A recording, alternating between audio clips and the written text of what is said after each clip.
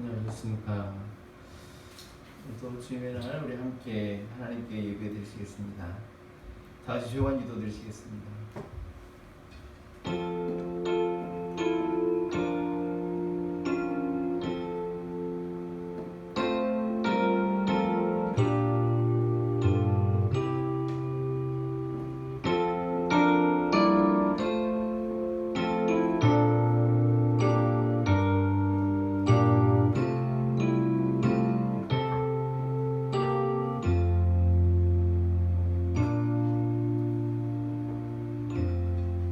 사랑의 주님께 감사와 찬송과 영광을 올려드립니다.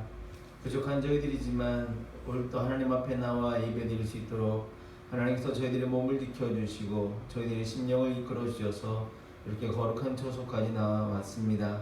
이 시간 저희들의 마음이 온전하고 순전한 마음으로 하나님을 향하여 예배드리고 주님께 영광 돌리며 저희들에게 은혜의 충만한 시간 될 수 있도록 인도하여 주옵소서. 이 예배를 하나님께서 주관하시기를 소망하옵고 예수님의 이름으로 기도드리옵나이다. 아멘. 찬송가 33장 영광스러운 주를 보라. 자리에 앉으신 채로 하나님 올려드리겠습니다.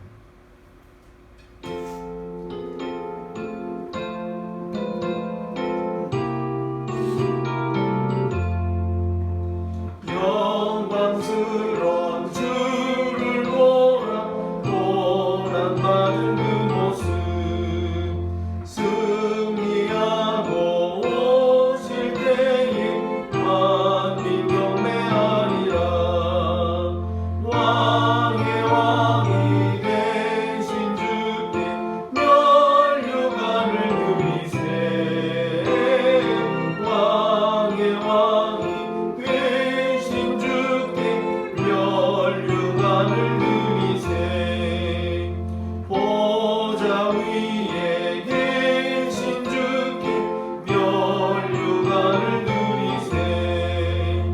전군 천사 소리 높여 주를 찬송하노라. 왕의 왕 되신 주께 면류관을 누리세. 왕의 왕이 되신 주께 면류관을 누리세.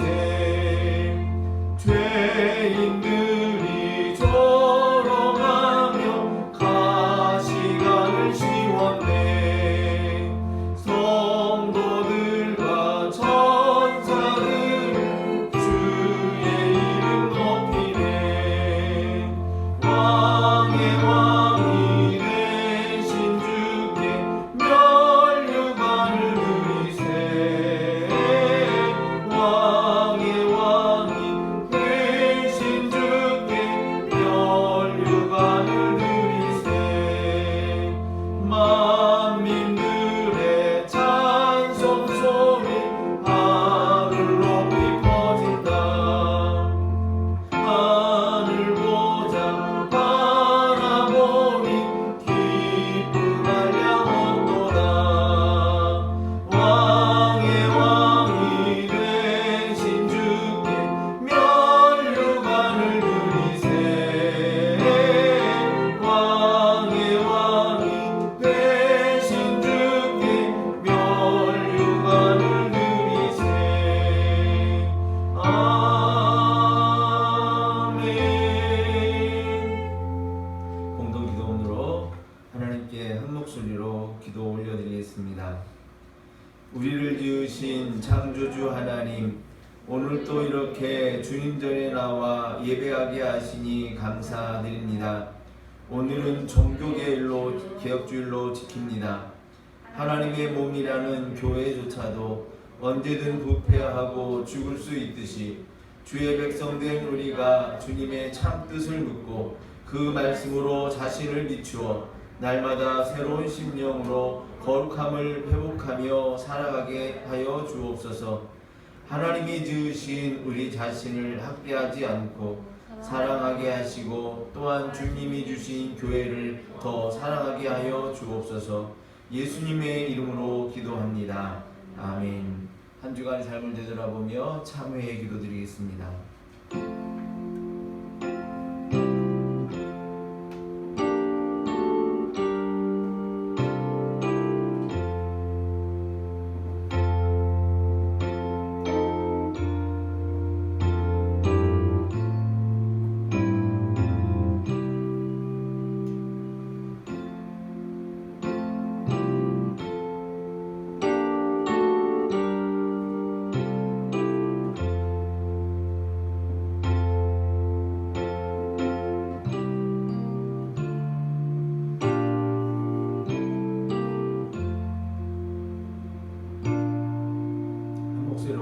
구하옵나이다. 주 예수 그리스도 하나님의 아들이시여 이 죄인에게 자비를 베푸소서. 아멘. 진정으로 참여한 이에게 주시는 하나님의 용서의 말씀입니다. 산들이 떠나며 언덕들은 옮겨질지라도 나의 자비는 내게서 떠나지 아니하며 나의 화평의 언약은 흔들리지 아니하리라. 아멘. 사드신 영으로 우리 믿음 주님 앞에 고백하겠습니다. 나는 전능하신 아버지 하나님 천지의 창조주를 믿습니다. 나는 그의 유일하신 아들 우리 주 예수 그리스도를 믿습니다.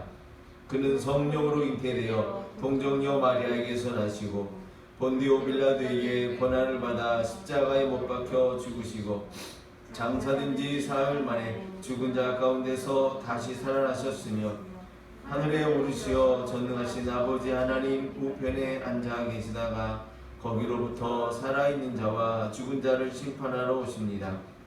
나는 성령을 믿으며 거룩한 공교회와 성도의 교제와 죄를 용서받는 것과 몸의 부활과 영생을 믿습니다. 아멘. 찬송 5장.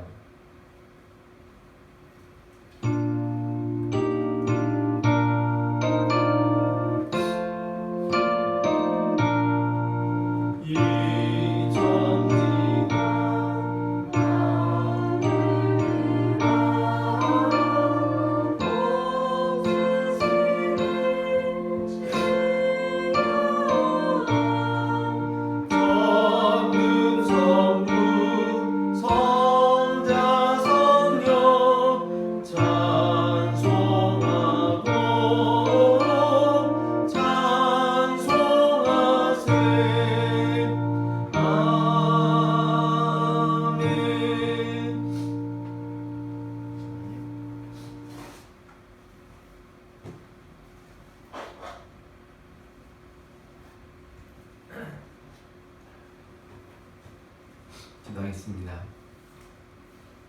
참 좋으신 하나님 아버지의 놀라운 사랑과 은혜를 우리가 감사드립니다. 지난 한 주간도 주님의 은혜로 살았고 이렇게 하나님의 날 맞이하여 다시 주님의 앞에 나와 예배할 수 있도록 인도해 주신 것 감사합니다. 어느덧 10월의 마지막 주일을 우리가 맞고 있습니다. 코로나와 함께 초겨울부터 참 우리가 어렵고 혼란스러운 때를 보냈는데 어느덧 10달이 지나 10월의 마지막 주일을 맞고 있습니다. 힘들고 어려운 시절을 보내고 온 건 맞지만 그럼에도 불구하고 어느덧 지금까지 하나님이 지켜주셨음도 새삼 깨달으며 감사를 드립니다. 앞으로도 어려움이 지속될 수 있지만 하나님 우리가 믿음을 가지고 우리 자신을 돌보며 하나님 앞에 예배를 소홀히 하지 않고 또 이 어려운 때를 잘 극복함으로 하나님께 감사 영광 돌릴 수 있는 우리 모두 되게 하나님 인도하여 주옵소서. 특별히 10월의 마지막 주일은 우리가 정말 교회도 썩을 수 있고 그리스도인들도 악할 수 있음을 깨닫고 새롭게 하고자 했던 종교개혁 주일 우리가 보내고 있습니다. 하나님 이 날을 통해서 우리 교회와 우리 자신을 되돌아보며 하나님 앞에 바로 세우고 우리 자신이 잃어버리고 있는 것들을 다시 되찾을 수 있는 복된 은혜가 있게 성령님께서 역사하여 주옵소서. 오늘도 말씀 가운데 역사하시고 그 말씀이 우리 자신을 새롭게 함으로 하나님 나라 백성으로 더 정말 가까울 수 있도록 성숙하게 인도하여 주옵소서. 함께 예배하지 못하는 사랑하는 교우들과 먼 나라에까지 있는 이들을 주님 기억하여 주시고 하나님의 돌보심과 하나님의 역사하심이 그곳에도 하나님 그들을 지키시며 그들의 생각과 삶 가운데도 성령님께서 깨닫게 하여 주옵소서. 오늘 드리는 예배를 하나님께서 마지막까지 인도하시기를 소망하고 우리 주 예수 그리스도의 이름으로 간절히 기도드리옵나이다. 아멘.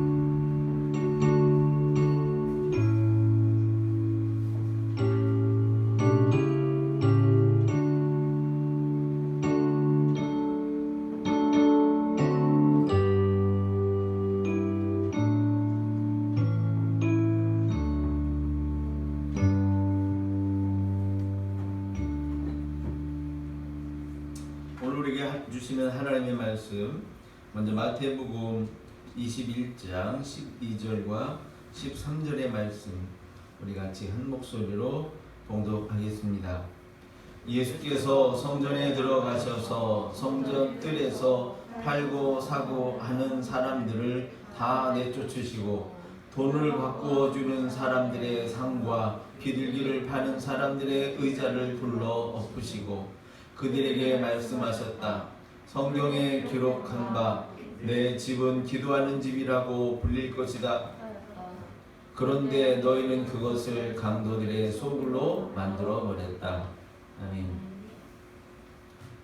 오늘 종교개혁 503주년이기도 하고 또 우리는 교회입니다 라는 주제의 마지막으로 바로잡아야 합니다 라는 제목을 가지고 말씀을 잠시 나누겠습니다. 오늘 설교가 원래도 그랬지만 처음부터 끝까지 조금 어려울 수 있는데 그래도 미나와 주희가 끝까지 잘 들으며 조금이라도 깨달을 수 있게 되기를 간절히 바랄 뿐입니다.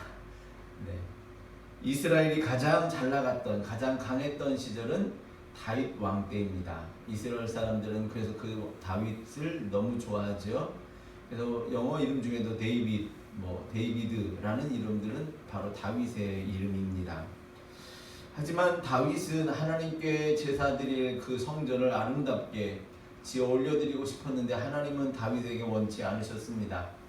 그래서 다윗은 성전 지을 준비를 다 해놓음에도 불구하고 성전을 짓지 못하고 그의 아들 솔로몬 왕 때에 아버지가 준비한 것을 토대로 그 성전을 지어서 하나님께 제사 드리게 됩니다. 하지만 이스라엘의 타락으로 인해서 이방 민족의 침공을 받고 이 성전과 예루살렘 성벽까지 다 무너져 버리는 안타까운 일들이 있게 됩니다.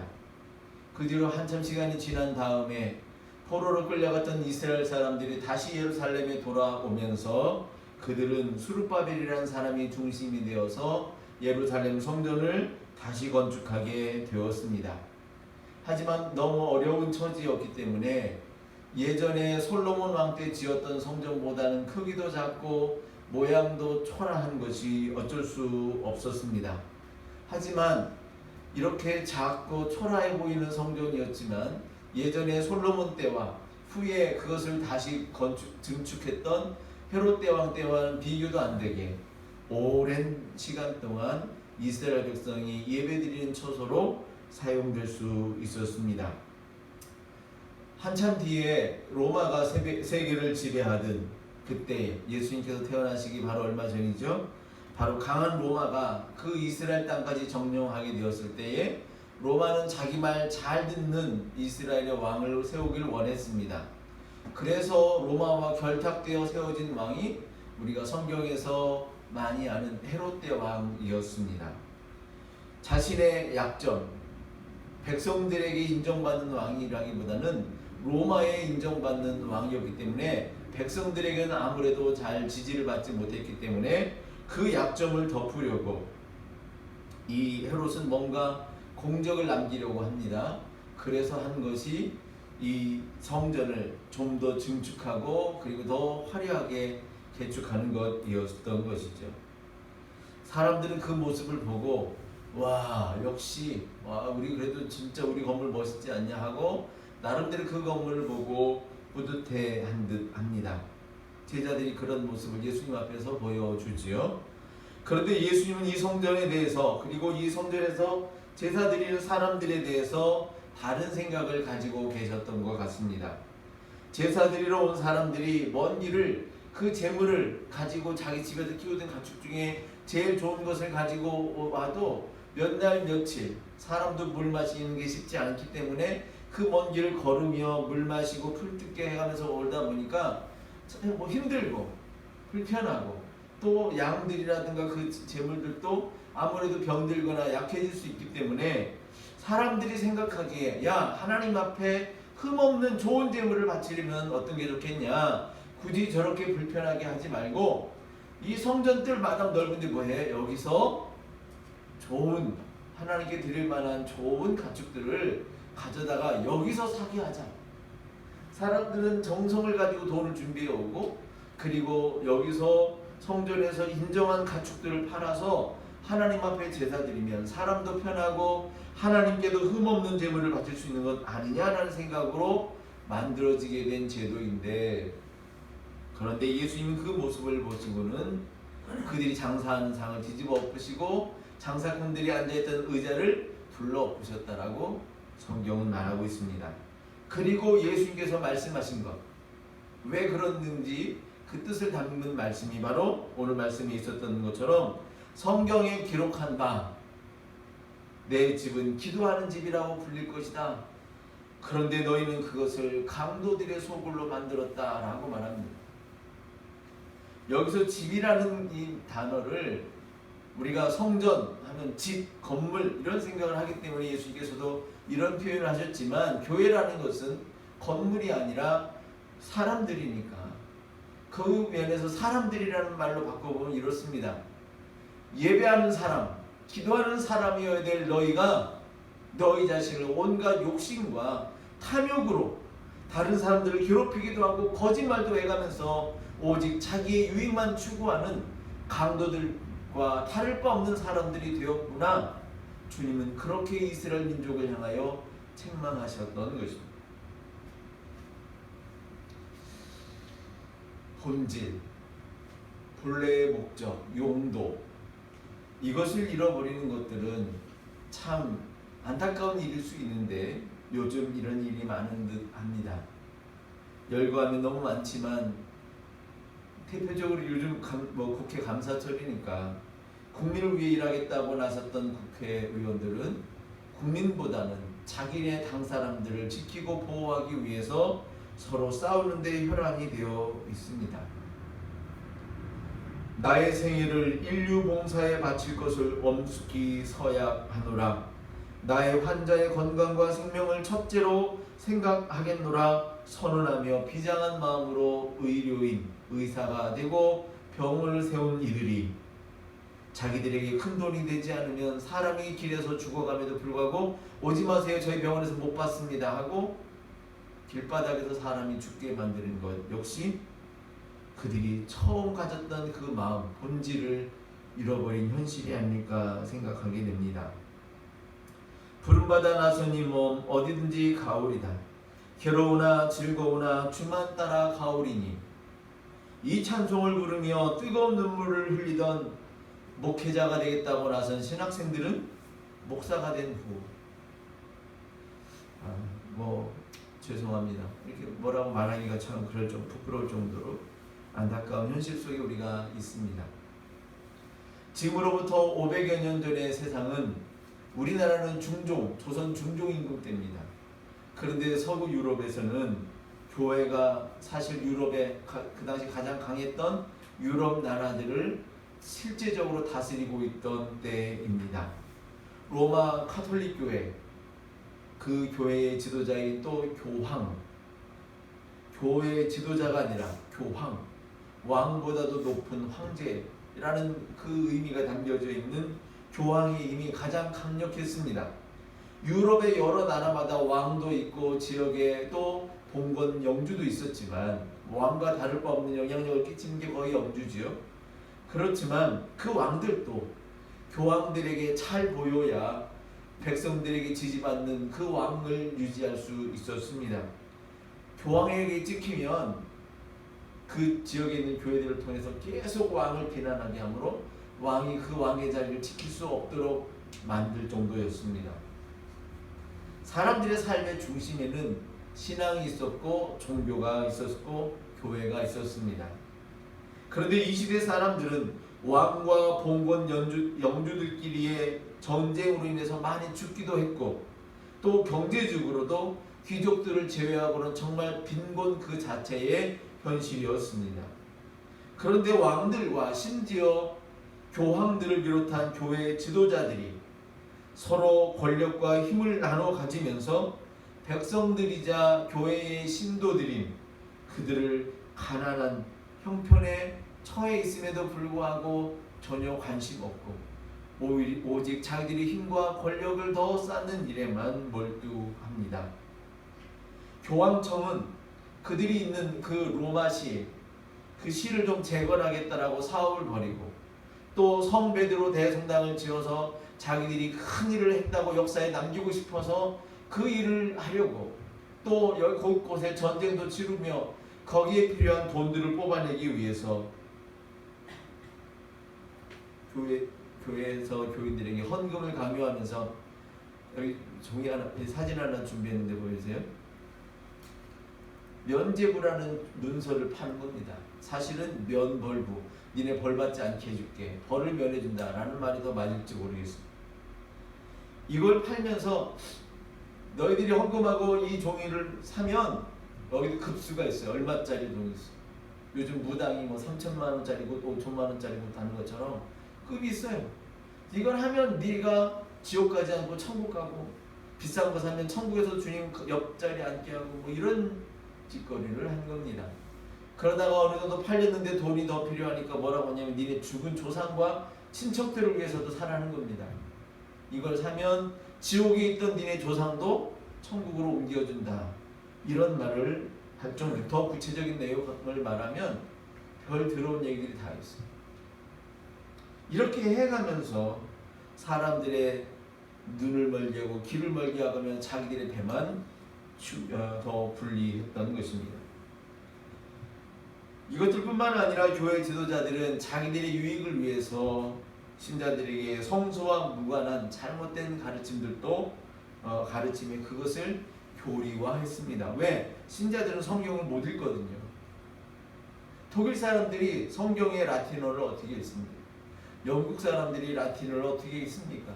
신학교에서 라틴어 배워가지고 지들만 라틴어 성경 샬라샬라 읽어내고 그 다음에 막 그 자기들이 말하는데, 그 말이 말하는 게 곧 하나님의 말씀이었기 때문에 하나님의 본래의 뜻과 무관한 말을 해도 그냥 그 사람들은 아멘 해야 했던 그런 현실이 온 것이죠.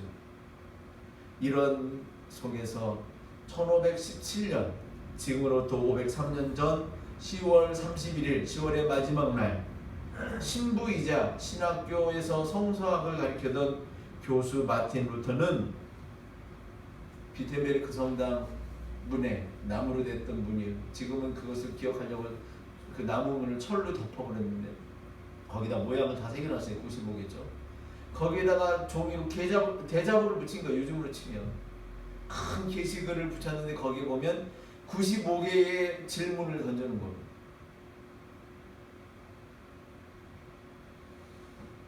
이 교회에서 잘못 가르치는 것들에 대해서 바로잡기 위한 질문. 이 글은 당시 교회 지도자들에게 엄청난 파문을 일으키고, 교황청에서는 루터를 신부의 사제직에서 옷을 벗기려 하고, 심지어는 몰래, 대놓고 하면 좀 그러니까 몰래 마틴 루터를 암살하려고 하는 일들까지 생길 정도였습니다. 하지만 신앙이 녹시됐던 그 당시에 바르트부르크의 성 영주는 저 루터를 지켜주고 싶다라는 마음이 들어서 몰래 사람을 보내서 마틴 루터를 자기 성 가장 깊숙한 곳에 숨겨줍니다. 거기에 숨어있던 루터는 안 되겠다, 우리 사람들이 성경을 몰라서 이렇게 어리석은 가르침에 속는다라고 생각해서 그는 독일 사람들이 읽을 수 있도록 성경을 번역하기 시작합니다. 당시에 우리나라보다 좀 늦었지만 금속 활자가, 인쇄술이 이제 독일에서 막 생겨났기 때문에 그 루터가 번역한 이 성경을 인쇄술을 통해서 인쇄해가지고 독일의 많은 사람들이 읽을 수 있도록 보급되면서 비로소 교회가 새로워지고 신앙이 새로워질 수 있는 종교개혁이 비로소 완성되게 되었던 것입니다. 그 뒤로 우리 교회는 항상 개혁되어야 한다라는 이 말, 우리들의 교회는 항상 개혁되어야 된다는 이 말을 모든 개신교회에서는 항상 교회에서 고백하며 오늘에 이르게 되었습니다. 이 개혁이라는 말은 날마다 뭐 그냥 새거 뭐 바뀌어야 된다라는 그런 의미보다는 뭐 그것도 일부 담겨질 수 있지만 본래의 본질을 바로잡는 노력, 교회다운 교회, 신자다운 신자가 되는 노력을 하기 위해서 때 묻으면 닦고 하듯이 교회가 교회되도록 계속 개혁해야 된다는 의미로 오늘에 이르게 된 것입니다. 구약의 사무엘상 15장 17절 가운데 보면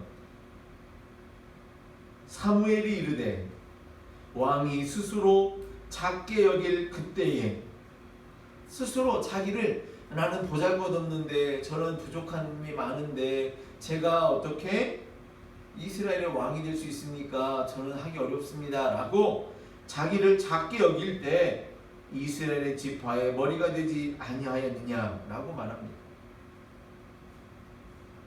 그랬던 사울이 왕이 된 다음에 하나님의 명령을 스스로 판단하고 제멋대로 결정하기 시작하는 것입니다. 예를 들어 이스라엘 사람들을 괴롭히고 공격해오는 아말렉 사람을 상대로 할 때에 하나님은 사울에게 야 저들을 완전히 한 사람도 남기지 않고 다시는 저들이 우리 백성을 괴롭히지 못하도록 한 사람도 남기지 않고 다 죽을 때까지 싸워라 라고 하나님이 말씀하세요. 근데 이 사울이 군사를 데리고 와서 싸우다 보니까 아말렉 사람에게서 많은 재물들이 보이는 거예요. 그들이 쓰고 있던 금, 모아, 재물, 그릇, 뭐 이런 뭐 돈들 많은 것들이 많이 보니까 빨리 쫓아가서 그들을 죽여야 되는데 야 챙겨. 야 잘 마차 실어. 가자. 이러다 보니까 그들을 쫓아가서 끝까지 하나님의 말씀을 이루는 일들을 소홀히 하게 되었다는 것이죠. 그러면서 하나님께 뭐라고 변명하냐면 이거 갖다 하나님께 제사 드리고 이거 제물 드리는 일에 그 당시 그 아직 성전이 없었기 때문에 그 성막을 꾸미는 일에 사용하려고 금을 챙겼고 뭘 챙겼고 이렇게 둘러대기 시작하는 거예요. 그러자 22절은 우리 같이 한번 한 목소리로 읽어보겠습니다. 22절입니다. 시작. 사무엘이 나무랐다. 주님께서 어느 것을 더 좋아하시겠습니까? 주님의 말씀에 순종하는 것이겠습니까? 아니면 번제나 화목제를 드리는 것이겠습니까? 잘 들으십시오. 순종이 제사보다 낫고 말씀을 따르는 것이 순양의 기름보다 낫습니다. 23절도 있는데요. 앞부분까지만 제가 준비했습니다. 읽어보겠습니다. 임금님이 주님의 말씀을 버리셨기 때문에 주님께서도 임금님을 버려 왕이 되지 못하게 하셨습니다. 당신이 하나님의 말씀을 듣지 않으니 하나님도 당신을 버리기로 했다는 것입니다. 그러면서 사무엘을 보내 다윗에게 어린 다윗입니다. 예를 들면 우리 미나 정도 됐을까요? 어린 소년에게 가서 기름을 부어 너는 이제 앞으로 이스라엘의 왕이 될 사람이다라고 구별하시게 하는 겁니다. 하나님의 말씀에 순종하지 아니하고 제 나름대로의 생각을 나름대로 명분으로 하나님을 위한다고 하지만 자기도 모르는 속내는 뭐예요? 내 재물을 늘리고 싶어하는 그런 것에 대해 하나님은 속지 않으셨다라는 겁니다. 에레미야서 7장 23절과 24절이 있습니다. 좀 길지만 역시 중요한 말씀이라 같이 한 목소리로 천천히 읽겠습니다. 오직 내가 명한 것은 나에게 순종하라는 것. 그러면 내가 그들의 하나님이 되고 그들은 나의 백성이 될 것이라는 것. 내가 그들에게 명하는 그 길로만 걸어가면 그들이 잘 될 것이라고 한 것뿐이지 않았더냐. 그러나 그들은 내게 순종하지도 않고 내 말에 귀를 기울이지도 않았다. 오히려 자기들의 악한 마음에서 나오는 온갖 계획과 어리석은 고집대로 살고 얼굴을 나에게로 돌리지 않고 오히려 등을 나에게서 돌렸다. 이 말씀을 하시게 된 이유도 하나님께 제사 드리기 위해 애쓴다라고 하면서도 또 한편으로는 우상에게 제물을 바치는 일에 온 가족이 나서서 하고 있다라는 것이죠. 아버지는 가서 예를 들면 양 잡아오고 엄마는 그거 요리할 준비하고 있고 아들은 가서 그 제물 바칠 때 태울 나뭇감 구해오고 앉았고 이렇게 해가면서 결국 하나님께 제사들이 엎드려 절하던 그들이 또 우상 앞에 가서도 다 엄마 아빠부터 애들까지 다 엎드려서 제사 드리고 있더라는 것이죠. 이런 일에 대해서 하나님이 꾸짖으시는 거예요. 뭐가 중요하냐는 거예요. 하나님이 진짜 원하시는 것이 무엇인지 항상 생각 좀 하고 살고 하나님이 원하시는 일이라면 그것에 순종하며 살아야 하지 않느냐라는 것입니다. 로마서 1장 17절 말씀을 준비했습니다. 같이 한 목소리로 읽겠습니다. 하나님의 의가 복음 속에 나타납니다. 이 일은 오로지 믿음에 근거하여 일어납니다. 이것은 성경에 기록된 바 의인은 믿음으로 살 것이라 하고 한 것과 같습니다.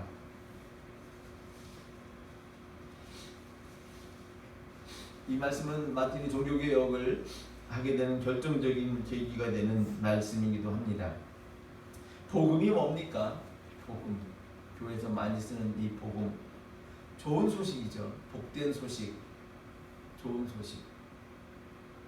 하나님의 아들이신 예수님이 나의 죄를 대신해서 대가를 치르게 하시면서까지 하나님은 나를 구원하셨다라고 하는 이것. 예수님께는 좀 죄송하지만 정말 우리에게는 좋은 소식이 되는 것, 이것을 전하고 또 누군가는 듣게 되는 것, 이것이 바로 복음인 것입니다. 이 복음에는 하나님의 의가 담겨져 있는 것입니다. 그냥 하나님이 없던 걸로 하자. 니네 다 죄진 거 그냥 없던 걸로 해. 새로 시작하자. 뭐 이렇게 한다고 하면 뭡니까? 하나님은 우리가 저질렀던 죄와 불의에 대해서 그냥 대충 넘어가는 분이구나. 하나님에게 의의는 그렇게 중요한 것은 아니구나 라고 여길 수 있게 만드는 것 아닙니까? 죄의 대가는 죽음이야. 주님께서 정하신 이 법, 스스로 뭉개시는 하나님이 아니라 그것을 지키면서도 우리를 사랑하고 우리를 구원하시게 하기 위해서 하나님이 선택한 방법은 무엇이냐면, 아들아, 네가 저들을 위하여 대신 죽어주면 안 되겠느냐? 라는 것이었고, 아들 예수님은 할 수만 있다면 이것을 내가 안 하면 안 됩니까? 라는 마음이 있었으나, 그러나 나의 원대로 마옵시고 아버지의 뜻이라면 제가 순종하겠습니다 라는 마음으로 아들이 대신 죄의 대가를 치러야 하는 그 법을 대신 치르심으로 말미암아 우리가 용서받을 수 있게 되었다라는 것이죠. 그래서 십자가 복음에는 사랑과 정의가 어느 것 하나 뭉개지 않고 함께 어우러져 우리를 살린 것입니다.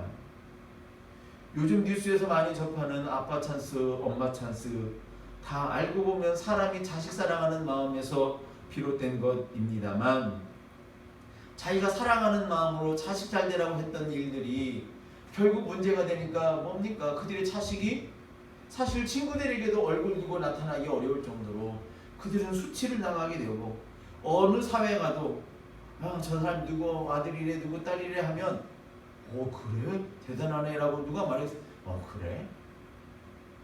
그들 자체가 사회생활하기 어려울 수 있도록 만든 것은 부모의 사랑에 공의가 빠져있기 때문 아닐까 합니다. 아들아, 딸아, 네가 가서 도전하고 마음껏 살아봐라. 하지만 아빠가 해줄 수 있는 건 이거다. 네가 누군가에게 억울한 일을 당하면 아빠는 네가 억울한 일을 당할 때는 내가 네 편이 되어서 어떻게 하든지 싸워줄 거야. 하지만 너의 모든 것들을 내가 다 반칙을 해가면서 도와줄 수는 없는 거란다. 이게 사랑과 공의가 어우러진 것 아닐까 합니다. 하나님은 정의와 사랑 어떤 것도 배제하지 아니하시고 우리를 구원하셨다는 사실을 우린 그러므로 감사하고 또 우리 삶에서도 우리는 마음속에 깊이 새겨야 할 것입니다. 그러므로 이런 값진 은혜를 받은 저와 여러분 그리고 우리 교회들은 이 가치를 아는 자답게 살아나가야 하는 것입니다. 그런 면에서 종교개혁의 모토가 되었던 5가지를 새기면서 오늘 우리는 이 말씀을 마치려고 합니다. 여기 줬어요? 여기 보면 그냥 우리 영어식 발음 말고 그냥 우리가 아는 대로 읽어보면 되는 건데요.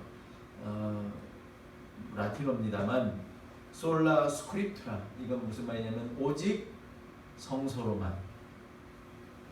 뭡니까?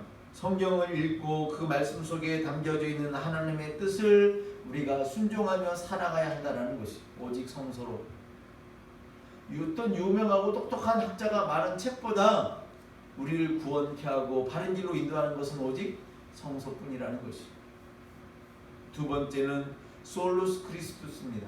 오직 그리스도로만. 예수 외에 누구로도 구원 얻을 수 있는 길이 없다라는 것 아시죠? 베드로의 신앙 고백이 무엇입니까? 주는 그리스도시요 예수님을 향하여 당신은 나의 주이시며 나의 그리스도이십니다. 나를 구원하기 위해 하나님께서 기름 부어주신 분입니다. 하나님의 아들이십니다. 라는 이 고백, 저와 여러분의 삶 속에서 매일 호흡처럼 삼시세끼처럼 우리가 기억하고 고백되어져야 될 믿음인 것입니다. 세 번째, 솔라 그라티아, 오직 은혜로만입니다. 우리는 하나님의 은혜로 사는 겁니다. 우리도 나름대로 애쓰고 노력하며 삽니다만 우리의 노력한 대가로 우리가 구원받을 만한 것까지는 이르지 못한다라는 것이. 키가 요만한 아이가 높은 곳에 오르려고 아무리 발버둥 쳐도 못 올라요. 근데 위에서 어른이 자기를 낮춰가면서 아이를 향해 손을 뻗고 당겨주면 그 아이도 높은 곳으로 올라올 수 있는 것이지. 구원이라는 것은 이와 같이 하나님이 우리를 향하여 디딤돌이 되어주시고 또 우리를 위하여 손을 내뻗어 주셔서 우리를 하나님의 나라로 이끌어 주셨기 때문에 얻을 수 있는 것이 구원. 이 모든 것을 우리는 은혜라고 하는 것입니다. 네 번째, 솔라 피데, 오직 믿음으로. 우리가 막 돈을 많이 교회에 바치면, 아니면 내가 막 높은 자리에 올라가서 하나님 영광 돌립니다 하면, 그러면 그걸로 내가 어떤 하나님의 좋은 일을 했기 때문에 구원받을 수 있느냐? 아니요. 구원이라고 하는 것은 믿음으로 이루어지는 거예요. 믿음이 있으면 그런 행동을 할 수 있죠. 하지만 그런 척하는 행동만 가지고는 믿음을 증거할 수 있는 것이 아닙니다. 이러한 믿음을 교회의 초기 지도자이고 신학을 구원의 교리를 잘 정리한 어거스틴, 애들이 학교에서 배울 때는 아우구스티누스라고 하는 이분은 그리스도를 만나 고백하는 믿음. 주님이시군요. 주님 사랑합니다. 마치 결혼하기 위해서 나 너 사랑해, 너 나랑 결혼해 줄래? 프로포즈하는 그와 같은 믿음이라는 것이 우리를 구원하게 하는 믿음. 종교개혁자 중에 또 한 사람이었던 존 칼빈은 이 믿음을 뭐라고 했냐면, 복음을 받아서 신앙생활을 처음 시작하는 초보 믿음, 어린아이와 같은 믿음이라고 말합니다. 쉽게 말하면 이런 것 같아요. 첫사랑, 처음 두렵고 떨리는 마음으로 또는 뜨거운 눈물을 흘리면서 하나님을 향한 또 예수님을 향한 믿음이 생겼을 때의 그 순수한 믿음, 그 믿음으로 구원받을 수 있다는 거예요. 이 말을 돌려 말하면 우리가 이 어린아이와 같은 처음 사랑과 같은 이 믿음을 항상 지켜가야 한다는 거예요. 나 정도 되면 믿음은 더 이상 흔들릴 거 없는 경지에 이른 사람처럼, 아니 어떤 믿음 좋은 사람도 무너질 수 있는 거예요. 그럼 우리 처음 사랑에 이 어린아이와 같은 떨리는 마음으로 주님을 만났던 그 뜨거운 눈물의 믿음을 우리는 항상 되새겨 가야 된다는 것입니다. 마지막으로 솔리데오 글로리아입니다. 오직 하나님께만 영광을 돌리는 삶을 살아야 된다는 것이죠. 우린 다른 무엇이나 누구에게 영광을 돌리는 삶을 살지 않습니다. 하나님이 기뻐하시는 일에 나도 함께 기뻐할 수 있는 것이 무엇인지를 찾고 그것을 감당하는 거예요. 하나님 기뻐하시지 않지만 나만 기쁜 일 아무리 해봤자 하나님께는 우리가 오히려 죄를 짓는 일이 되고 말 것이라는 것이죠. 고린도전서 10장 31절의 말씀, 그런즉 너희가 먹든지 마시든지 무엇을 하든지 다 하나님의 영광을 위하여 하라 했습니다. 여러분이 뭔가 좋은 자리에 있을 때, 영광을 누릴 수 있는 자리에 있을 때에 누구도 감사하고요, 누구도 감사하고요, 누구에게도 영광을 돌리고 나열하다 보면 꼭 누군가 놓치는 사람이 있어요. 그래서 삐져요. 그러니까 아예 그럴 거면 한마디만 하면 되는 거예요. 이 모든 영광 하나님께 돌려드립니다. 감사합니다. 어떤 사람 뵈지 않은 거 아니에요. 다 감사하지만 그러나 이 자리를 빌어서 내가 감사할 수 있는 한 분, 오직 하나님께 감사드립니다.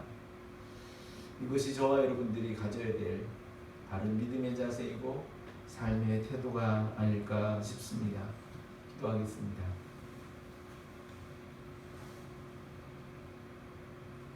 교회가 교회되는 것이 어렵고 구원받은 우리임에도 불구하고 믿음을 지켜가는 것이 참 어려운 우리입니다. 하나님, 저희들의 믿음을 지켜주시고 또 저희들이 하나님을 향한 사랑의 마음을 지켜가게 하여 주셔서 우리가 하나님의 영광을 가리는 자 되지 않고 도리어 하나님께 영광 돌린 자 되게 하시고, 교회라는 이름만 있으나 실상은 죽은 교회가 아니라 정말 우리의 믿음으로 말미암아 겉은 초라하여도 우리의 중심에는 살아계신 하나님이 있는 살아있는 교회 되는 저희 모두 될 수 있도록 도와 주시옵소서. 예수님의 이름으로 기도드리옵나이다. 아멘.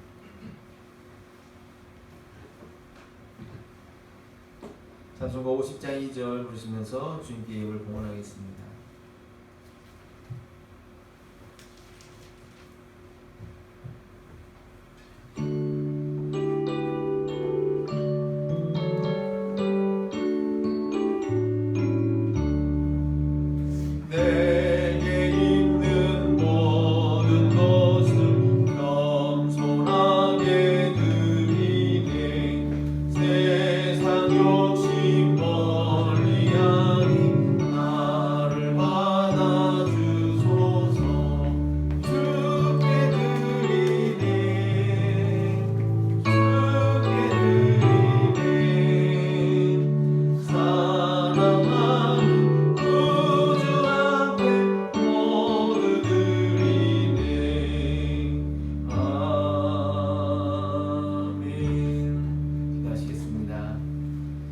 하나님의 은혜와 사랑으로 저희들이 살아갑니다. 저희들에게 주신 모든 것 하나님의 것임도 고백합니다. 하지만 하나님, 우리가 이것을 떼어 하나님 앞에 고백할 수 있는 것은 쉽지 않습니다. 하나님, 이 믿음까지 이룰 수 있도록 인도하신 하나님께 감사드리고, 물질로 인하여 시험당하는 것이 아니라 물질로 인하여 하나님께 영광 돌릴 수 있는 저희들의 삶이 될 수 있도록 하나님 이끌어 주시고 은혜 내려 주옵소서. 드린 손길마다 축복하시고 저들의 손으로 하나님의 영광 돌리고 또 가정을 든든하게 세워가며 또 교회와 이웃을 위해서도 아끼지 아니하는 저들의 손길이 될 수 있도록 인도하여 주옵소서. 저들의 모든 삶과 모든 손길들을 축복하시길 소망하고 예수님의 이름으로 기도드리옵나이다. 아멘.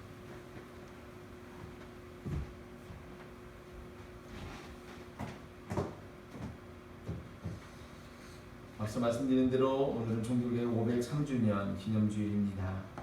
말씀을 바로 해석하고 또 바른 믿음을 갖고 그것을 위하여 또 목숨 걸었던 우리들이 또 우리 교회와 또 조상들 우리가 기억하면서 우리가 우리들의 교회와 우리들의 모습을 항상 하나님 기뻐하시는 모습으로 항상 점검해 나갈 수 있도록 우리 함께 뜻을 모을 수 있기를 간절히 바랍니다.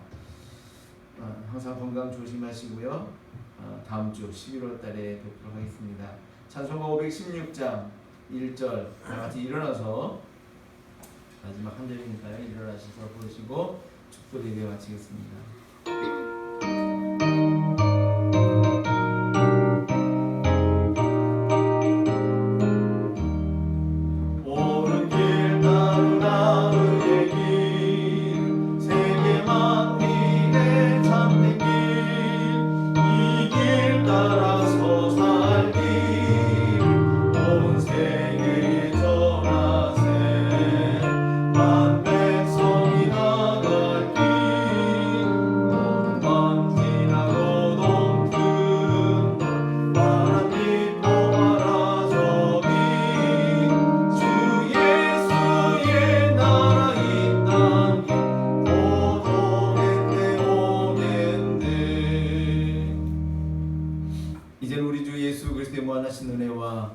하늘아버지의 크신 사랑하심과 성령님의 역사 교통하심이 날마다 우리의 믿음을 점검하며 하나님께 영광 돌리는 삶을 살기를 원하는 당신의 사랑하는 모든 백성들 머리 위에 지금으로부터 영원토록 함께하옵시기를 간절히 축원하옵나이다. 아멘.